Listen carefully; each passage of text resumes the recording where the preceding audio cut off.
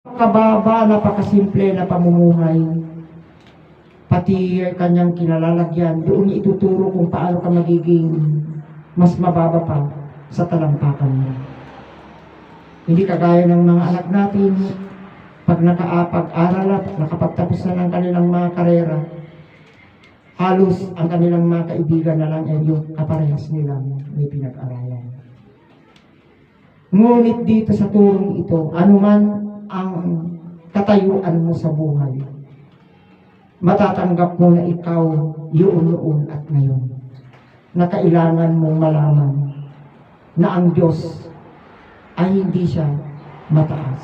Mataas siya, kaya lang hindi siya nagmataas sa kapwa-tao niya. Isipin natin na ang Diyos ay naging tao pa, hindi man lang natin siya nakilala. Binigyan pa natin siya ng kwento na hindi naman totoo.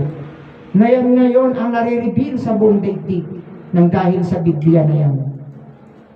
Ngayon ang ating binabago ang kanyang katuruan.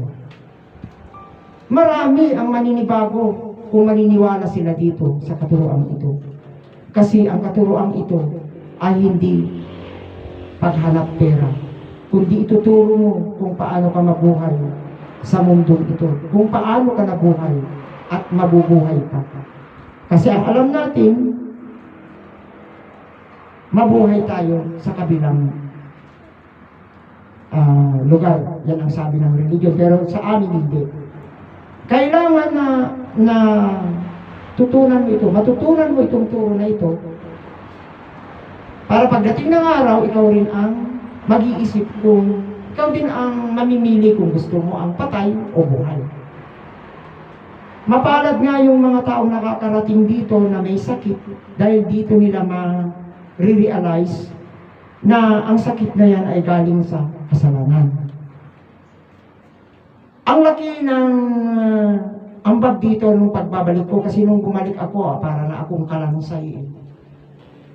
I've been for three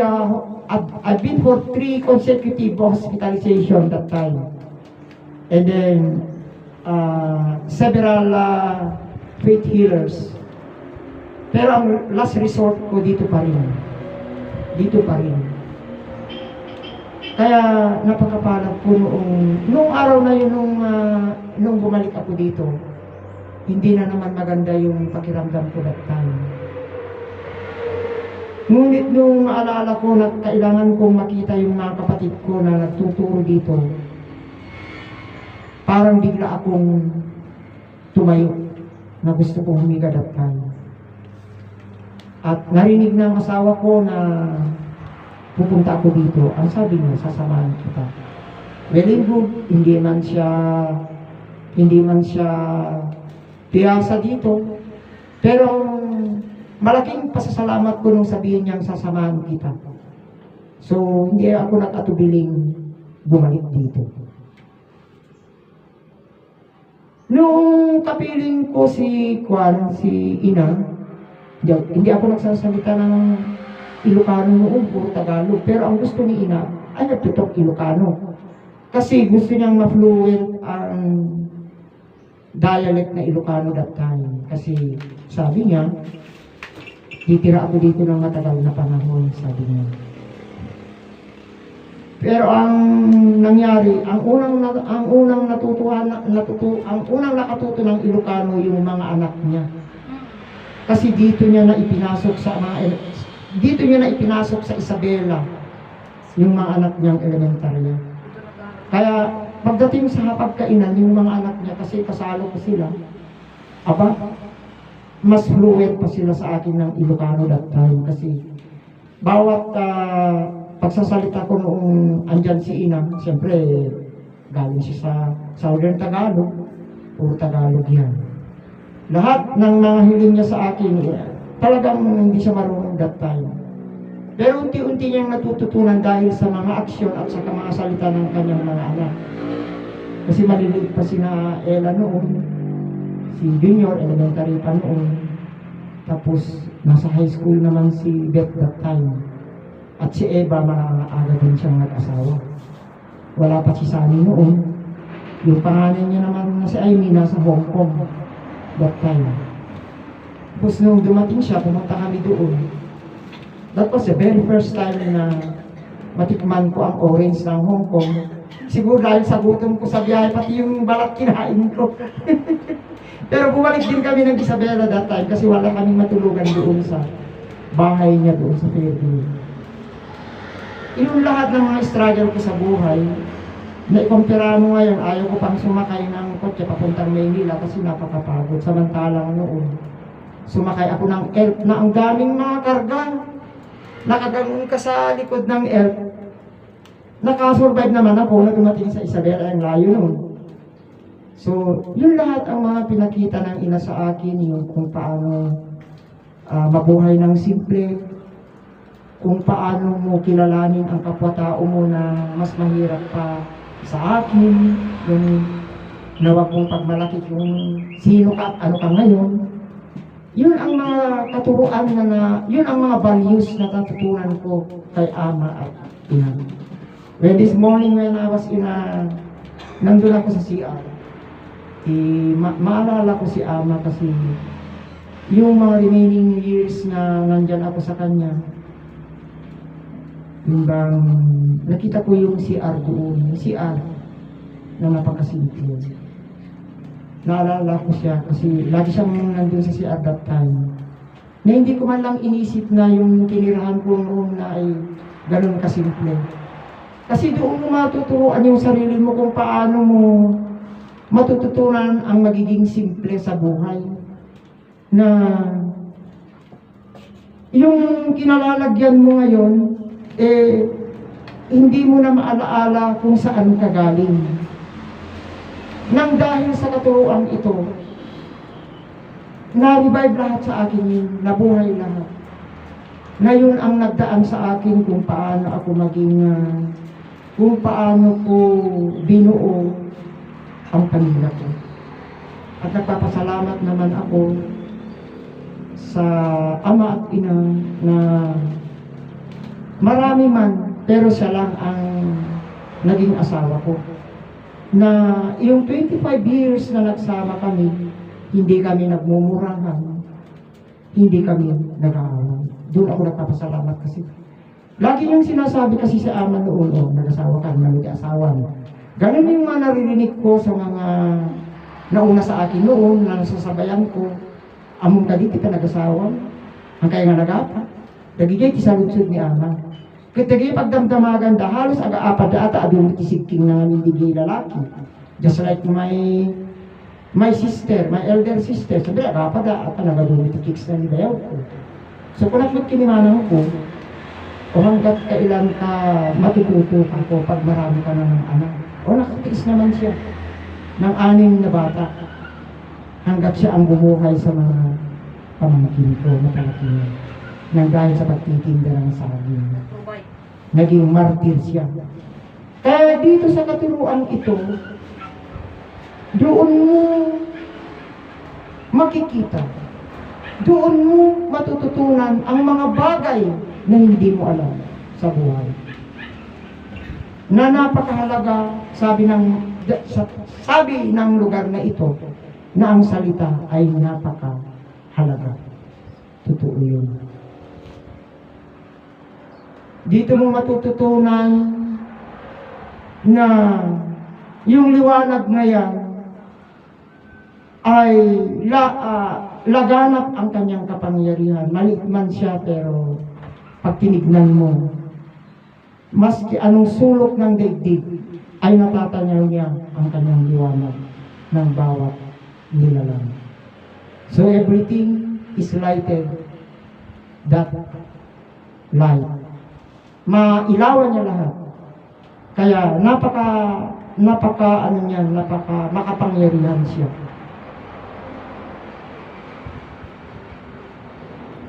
Kasla kumaligi bagbagada na iti pamati nga nariingan ket nayanak iti Dios. Ito'y so nga dito ket handa nga ibaga nga nayanak iti Dios. No di iti Diyos kit nagbalin nga tao.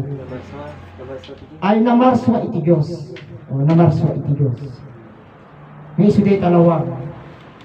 Nga dayta nga namarswa nga Diyos kompleto. Buong buo na ibinigay niya lahat sa atin. Walang kulang. Ngam apay ti tao napaka mapanghamak. Iginawan pa ng kwento na kasinungalingan sa buong mundo. Na yan ngayon ang laganap na turo sa buong mundo. Natignan ninyo bawat sekta ngayon, lalo na ang Roman Catholic, yan ang pinaka-dominate na religion ngayon. Napakayaman niya. Kaya tinawag na napakayaman, napakaliit na bansa ang Vatican. Kasi nandoon yung palasyo ng Santo Papa. Na bawat kita na 10% ng bawat membro na bansa ay yung 10% na kanilang kita ay pupunta doon. Isipin mo yung upuan ng Santo Papa ginto. 24 carats of gold. Na bawat bansa na meron Katoliko, meron tayong archbishop na nakaupo doon, representative, na pag mawala yung Santo Papa, doon sila magse-select ng or i-elect ng ipapalit doon sa nawalang Santo Papa. Napakapangyarihan yung ano na yan, sekta. At ang pangalawa ay ang Muslim. Ang dami yan. Millions of followers. Samantalang sa amin, mabibilang mo sa ramay mo. Dito sa fingers natin. Ngayon, anong iti milyon? Nuuray ayan iti dasan ang kanya masalakman. Tayo nga may salakan. Tangamin pinagpabak ng da. Iti nagan sa ubagin iti Diyos. Inaramid da nga negosyo. Dito ayan tayo, iti suro, ang nga pagpabak ng dito. Haan nga reliyon, mibikit di, kasaysayan ito ng ating ama't ina. Kwento ng ating ama't ina na napakahalaga. Si Ama Adan at Ina Eva na iginawan natin ng hindi tamang kwento sa buong mundo. Na ito ngayon ang aming ibinabalik sa inyo. Na ang ating ama't ina ay hindi sila nagkulang at hindi sila nagkasala. Na ito, bago ka mapatawad, kailangan kilalanin mo sila. Kasi hindi tayo naging tao kung wala ang ama't ina natin na sina Ama Adan at Ina Eva. Na sila lang ang kauna-unahang nagpamilya dito sa ibabaw ng lupang ito. One thing more na natutunan ko yung about yung salitang trono. Yung trono, pag isipin mo, Ilocano dialect yun. Kung babaybayin mo sa salitang Ilocano, parang English yung throne, no. Parang throne, no.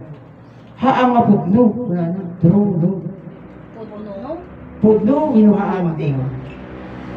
So, hindi may sa akmat nga agsarita, hindi ang ko nga di baw, ang ko nga na amiris nga, umuna ti Diyos, ket adagay, langit jay trono na. Apay nga nga ibagbagat di jay, hindi ka ang kubot nakita, isuna jay langit ko na. In my own words lang, hindi, ngayon ko lang na ipapaliwanag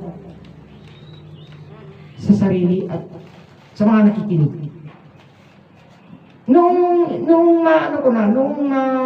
ma-analyze ko na, nung nandito na ako sa motherland throne, oo nga, totoo naman na ako, hindi ka doon sa langit. Ti Diyos kita naman masapol iti trono na dyan langit, naman nakabalin isuna, uraan niya ayan na isuna, strike anywhere, at isuna dyan, di ba? Isuna pa yung kay langit. Isuna pa yung kay langit, apay nga trono isuna. And then, nagtrono yung sa tao. Yung kaya Adan nga ang trono niya. Imay iti, nagbalin isuna nga tao, iso ni Ama Adan. So, ito'y kumitahin nga natutunan nga ini Ama Adan, katahang nga isuna, nagkapo iti living soil. Tangarog iti may salaing tinagkapo iti living soil. ito ko nga nangiganin. Nga tilibing soil kit ni Ina Eva. Ta iti nang buo kanya na kasmay sa nga living soil kit iso ni Ama Adan. Yung personal to Diyos kami nila. Di personal iti Diyos nga manakabalin iso ni Ama Adan. Nga di ko yung kento ta iti libro Biblia nga makaw iti may isang butukan iti ayan iti bakrang ang apod mo adan. So ito'y ko nga na amiris nga gusto nga ti dinamilita nga nagapukon inataga tinagapuan ang tinatayo kit iso iti daga.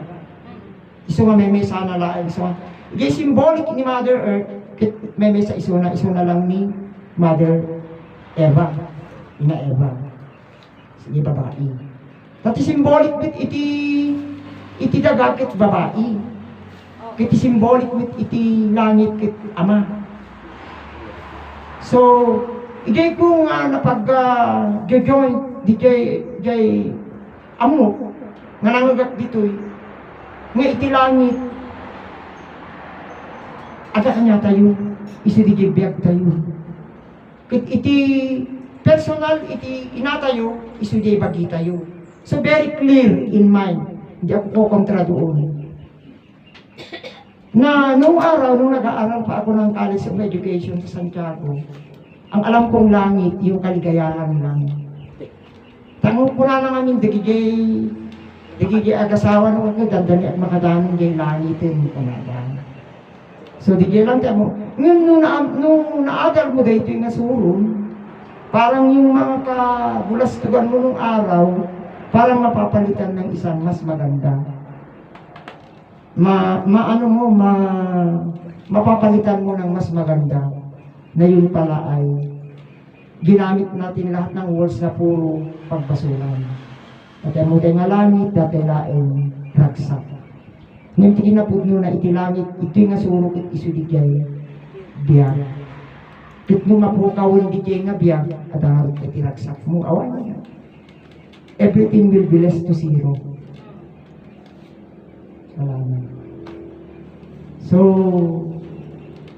imagine, I came back here August 24, 2025. I almost, August is August is fast approaching. Next, another 19 days, kulang na 2 weeks na, mag-August na. So, days is so fast. Magwa 1 year na rin ako dito. Hindi rin ako nagsisi na bumalik ako dito nang dahil sa kagustuhan kong bumalik dahil sa sakit ko. Na hindi lang yun ang hiniling ko, kundi yung talagang in my decision that time, parang surrender na ako dahil there's no way in me na ganun ang sacrifice ko. Amo yung kadinga di umayak dito ikit ko, yung bang parang nandun yung 50%, nandun yung 50%, pero at least passing pa rin. Pagdating doon sa assessment, nandun pa rin ako sa media. Hindi ko pinili yung 2+1, wala na, 49 na, back na ako sa wala.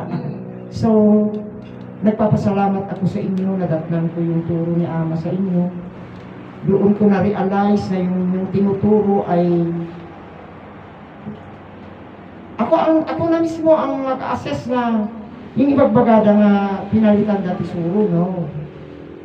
It is very similar and it is equal what is Ama's word. Kung ano man yung tinuro ni Ama, siya na yun. Ang kailangan lang naman sa atin kasi upgrading lang naman ang katuroan ito. Hindi laging nandyan tayo sa kinder. Sa bagay, ang kinder nasa sa atin yun. Nasa sa atin yung king. There. King is there, nasa atin din. So, noong pagbalik ko dito, parang nanibago ako kasi ang tatalino ng mga ito ako. Especially when I heard yung kwento ng Master T, when you deliver it. And then the way you talk, yung tatlo kayo, parang nag-challenge, hindi naman sa challenge, kundi Kasi hindi ko naman pinangarap na humarap ako sa tao na magsalita na ganito. Hindi rin ko inasam na magiging tagapagsalita rin ako. Ang gusto ko, yung makikinig lang ako, na maliwanag pa sa sikat ng araw, yung kanilang mga itinuturo. Yun lang ang mga gusto ko, napakasimple. Hindi yung magkakamal ako na hindi ko naman kaya. Kung ano yung maabot ko, nilalevel ko lang kung ano yung kaya ko. At ngayon, sa awa naman at mga turo na narinig ko dito, unti-unti naman nag-upgrade, unti-unti naman nag-i-improve. Yan ang kagustuhan ni Ama, na hindi lang yung lagi natin sinabi, ayaw nga yung baga ni Ama dayta, agbasol ka, hindi naman ganun.